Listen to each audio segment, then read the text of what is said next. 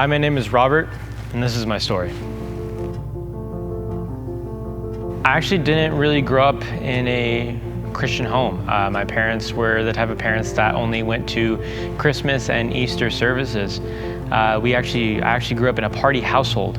I went to parties every single weekend, and basically that was my life. And I thought of it as one of the best. And I was actually, whenever there would be nothing on TV, I would watch the History Channel or even the Science Channel to find ways to disprove God, because I just thought Christians were weird people, and that's my honest opinion about that.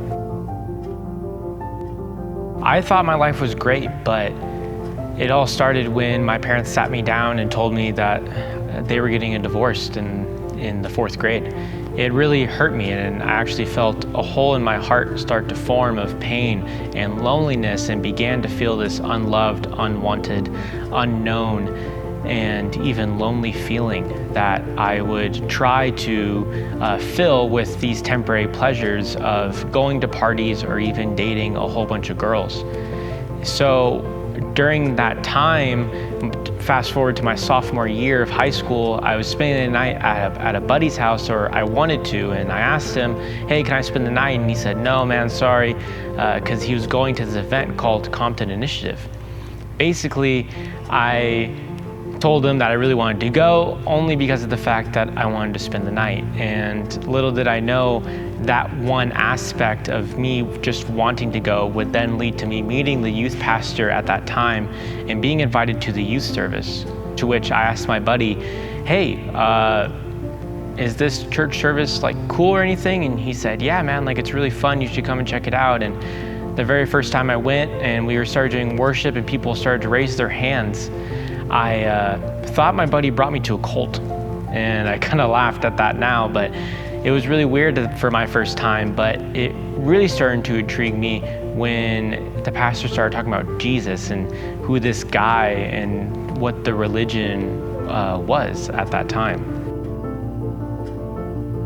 So during all this time of just asking questions, I asked myself this one question of, where is this Jesus guy even a real guy? Because I needed to know that if I was going to give up all of the fun things that I thought I was doing in my past. And so I need to know.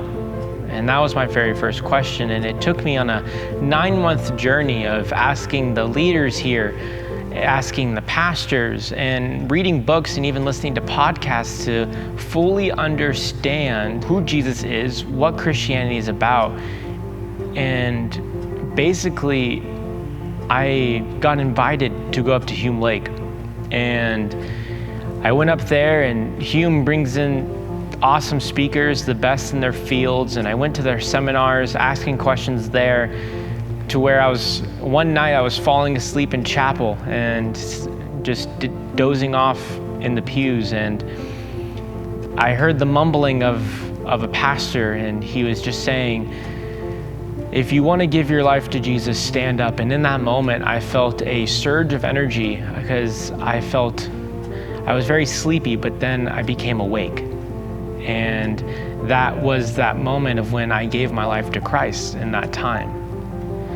And through that moment, after all that, I eventually was devoting myself to Jesus, to where that hole that I had in my heart of feeling unknown, unloved, unwanted, and feeling lonely began to be filled by the love of Jesus. And I would actually start to have a family now, because the church would be my family, because Jesus adopted me into his family when I gave my life to him. So what I really had a passion for, and I still do, is I've been studying in school. I currently attend Biola University, to where I am a psychology major, and I was actually going down the path of marriage and family counseling, because I personally went to counseling myself.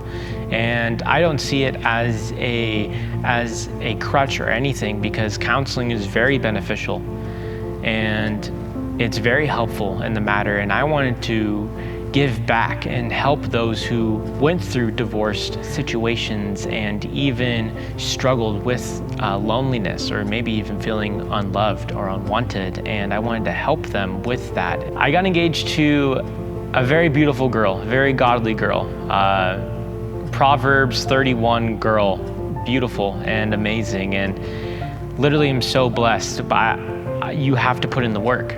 I was a mess. That's why I went to counseling. And if I didn't go to counseling, if I didn't find Jesus and he didn't change my life, then I wouldn't be the man who I am today. I wouldn't be going towards the new calling in my life, which is pastoring the youth and just pastoring in general.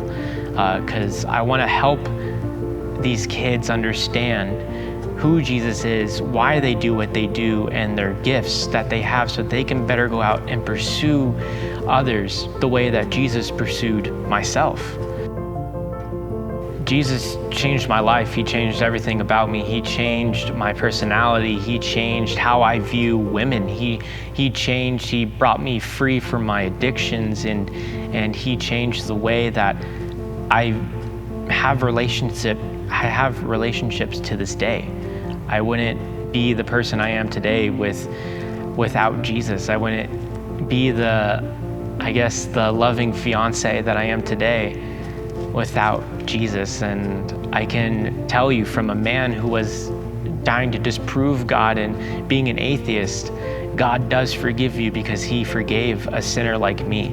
And he does forgive you as well, and he does change you, because Jesus truly does change everything. The one thing that I would love to just tell anyone who's listening is that you are loved, you are wanted, you are known, and you are not alone. There's a family here. And like I said earlier, if Jesus can forgive a sinner like me, he can forgive someone like you, and he loves you. And so just come as you are, because that's all that Jesus wants. He wants you for you, and you alone. So just come.